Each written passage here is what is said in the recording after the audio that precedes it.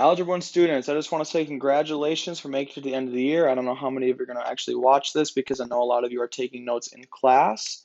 But this is going to be the last thing we kind of go over. This is the end of chapter 10. All right, so I know it's been a tough year, but nice work making it this far. So we've talked about a ton of factoring in this chapter, and in this section, I guess, we're going to be talking about a summary of all that we've learned. So it's going to be about selecting the correct method for factoring. So we're kind of review of all that we've talked about. So the first thing, we have 121 minus 25x squared. So let's take a look here. So we know that 121 is a perfect square, okay? And 25x squared is actually also a perfect square.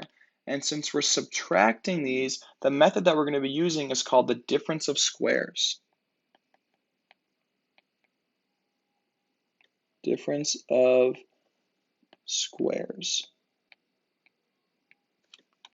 So again, the difference of square method is going to be used when we have two perfect squares separated by a subtraction sign. And kind of a neat way to think about this is a special characteristics of having difference of squares. Okay, we know we're going to have our parentheses here, all right, and it's going to be the square root of the first term and the square root of the second term in each set of parentheses, and they're going to be separated by a subtraction and an addition sign. Okay, so the square root of 121 is 11, so we're going to have 11 here and 11 here. The square root of 25x squared is going to be 5x. So we have 5x and 5x, and then we just have a plus and a minus. All right, so difference of squares is kind of nice. It's pretty quick. All right, and that's our final answer. So number 2, we have a trinomial, and we have a few different types of trinomials. We have a regular trinomial, and then also what's known as a perfect square trinomial. And we're actually going to go over an example of that later in the notes. But this is not a perfect square trinomial. Okay, although the first term is a perfect square, the last term is not a perfect square. So if we have a regular trinomial, we're going to have to use what's called the trial and error method. Trial and error. All right, and we've had a lot of practice with this, so hopefully we don't need to go through a ton of different trials. We can kind of make an educated guess as to what exactly we need to put in the parentheses. All right, but we know, okay, we're going to have that at least, and we're going to start with the factors of x squared. Okay, that's just x and x, so we're done with that. That's, whenever we have a 1 out in front, it makes it pretty easy. And then we need to look at the factors of 27. So that would be 1 and 27, 3 and 9, and that is it. Okay, so because this sign, because the third term is a negative, we know we're going to have opposite signs. So a plus and a minus.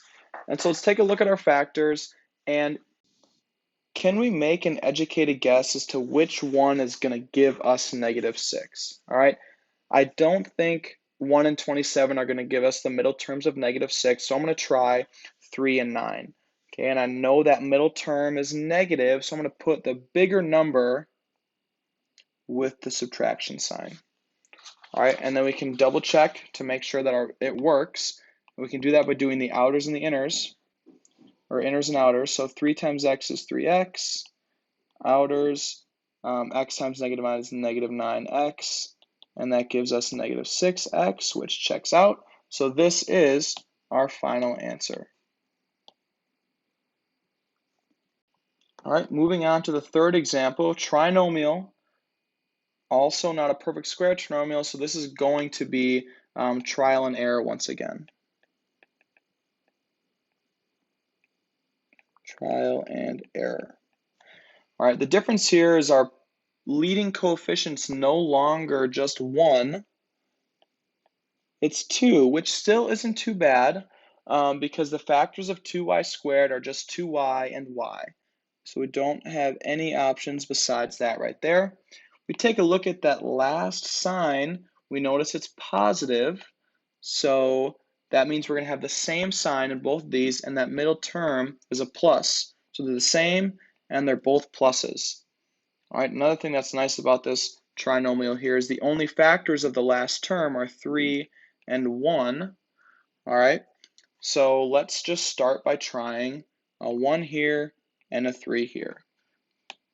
Okay, so we'll do our inners and outers. So 1 times y is just y, and 2y times 3 is 6y.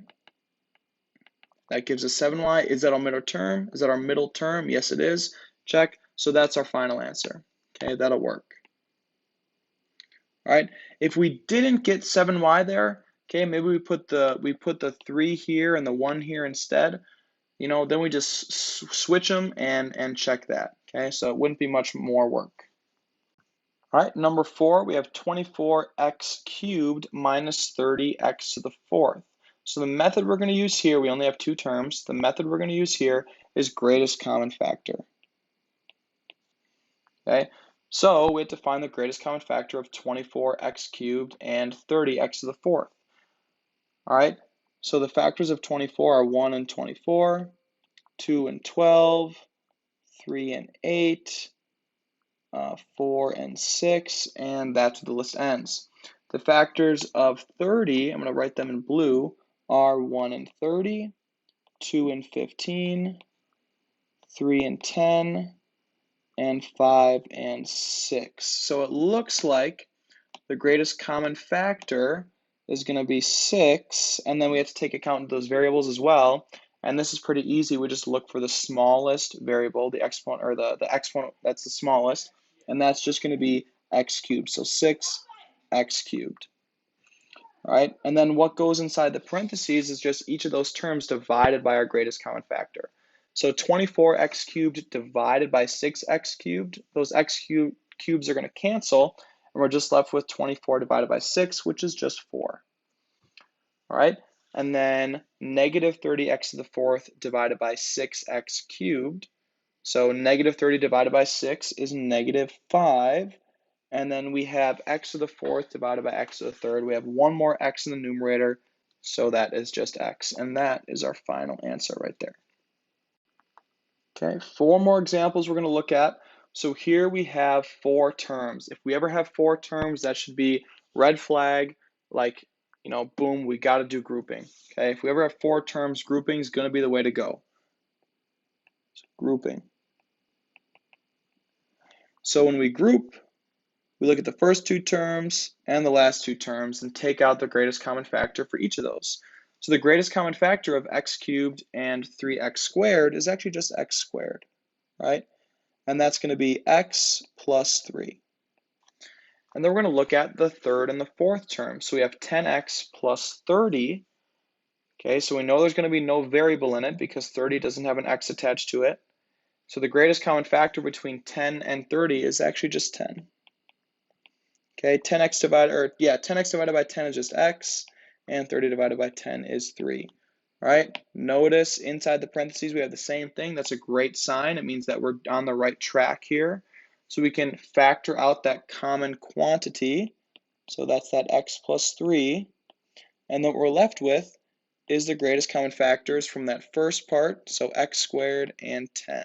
Okay, so those numbers are coming directly from here. All right, so x plus 3 times x squared plus 10 is our final answer. All right, and so let's take a look at this 6th example. I already kind of mentioned the perfect square trinomial earlier, and when that happens is when that first term is a perfect square and the last term is a perfect square. So 25x squared is a perfect square and 36 is a perfect square. So the method we can use here is that perfect square trinomial. Perfect square trinomial. So what's nice about the perfect square trinomial is that the terms in the parentheses are the square roots of the first and the last term in the problem. So we'll start by setting up our parentheses. Okay, the square root of that first term, the square root of 25x squared, is just 5x. So that's going to go on both of these here. And the square root of the third term is 6. Okay, the square root of 36 is just 6. All right, and then the sign is determined by the middle term. So we have a negative 60x, so we're going to have a negative and a negative. All right, we could also write this as 5x minus 6 quantity squared. All right, if you write it like this, you're not going to get points out, but just know that this is a shorthand way of writing that. All right. And whenever we do a problem that requires you to factor using the perfect square trinomial, it's always going to be a binomial squared. So like 5x minus 6 is a binomial, and our answer is 5x minus 6 squared. So let's look at number 7. We have 2m squared plus 30m plus 100. All right, I notice right away that 2, 30, and 100 all have a common factor, and the greatest common factor, which is part of the method that we're going to be using, is 2. So I can rewrite this as 2 times m squared plus 15m plus 50. Okay, and then I'm going to look at that trinomial that we have inside our set of parentheses here.